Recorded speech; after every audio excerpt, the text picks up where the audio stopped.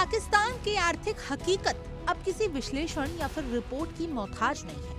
जिस सच्चाई को सालों तक इस्लामाबाद की सत्ता ने पर्दे के पीछे छिपाने की कोशिश की, अब वही सच्चाई खुद पाकिस्तान के प्रधानमंत्री शहबाज शरीफ ने सार्वजनिक मंच से स्वीकार कर ली है।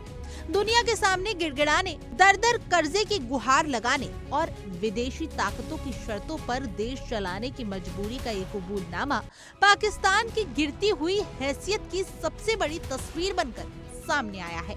एक संबोधन में शहबाज शरीफ जिस तरीके से पाकिस्तान की लाचारी बयां कर रहे हैं, उसने ये साफ कर दिया है कि ये मुल्क अब अपने पैरों पर खड़ा देश नहीं, बल्कि उधार के सहारे खिसकती हुई अर्थव्यवस्था बन चुका है। उन्होंने खुले शब्दों में माना कि पाकिस्तान पूरी तरीके से विदेशी वित्तीय मदद और बेलआउट पैकेज के भरोसे चल रहा है। हालात इतने बदतर हैं कि कर्ज मांगने की वजह से अंतर्राष्ट्रीय मंचों पर देश की इज्जत तक दांव पर लग चुकी है।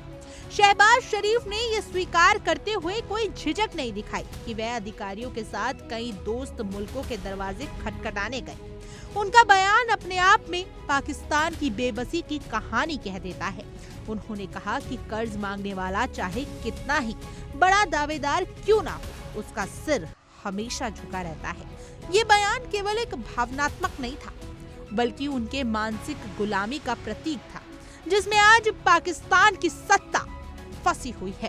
प्रधानमंत्री ने यह भी माना कि विदेशी आर्थिक मदद कभी बिना शर्त नहीं आती। जब कोई देश कर्ज की भीख मांगता है तो उसे अपनी इज्जत नफ्स यानी आत्मसम्मान को एक तरफ रखना पड़ता है।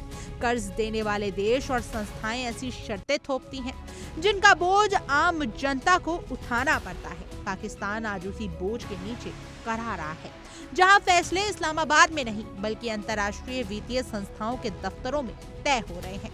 इस पूरी कहानी का केंद्र IMF है, जिसके प्रोग्राम को बचाने के लिए पाकिस्तानी सरकार ने अरबों डॉलर की मदद मांगी है। शहबाज शरीफ ये खुद मानते हैं कि अगर IMF प्रोग्राम टूटता है तो पाकिस्तान की अर्थव्यवस्था पूरी तरीके से चरमरा जाएगी। यही वजह है कि सरकार ने IMF की सख्त शर्तों को मानते हुए जनता पर भारी टैक्स लाद दिए हैं, सब्सिडी खत्म की है और महंगाई को आसमान तक पहुंचा दिया है। पेट्रोल, बिजली, गैस और रोजमर्रा की जरूरतों की कीमतें आम पाकिस्तानी की पहुंच से बाहर होती जा रही हैं। हकीकत ये है कि पाकिस्तान की अर्थव्यवस्था इस समय उधार की पहियों पर चल रही है।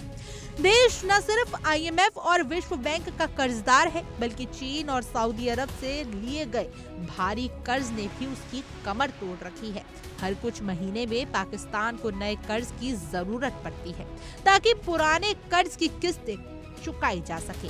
ये एक ऐसा चक्र बन चुका है जिससे निकलने का कोई साफ रास्ता अब पाकिस्तान को नजर नहीं आ रहा। आंकड़े इस बदहाली की सबसे डरावनी तस्वीरें पेश करते हैं। आपको बता दें कि दिसंबर 2025 तक पाकिस्तान का कुल विदेशी ऋण लगभग 92.366 बिलियन अमेरिकी डॉलर तक पहुंच चुका है। यह सिर्फ एक संख्या नहीं बल्कि आने वाली पीढ़ियों पर लदा हुआ बोझ है।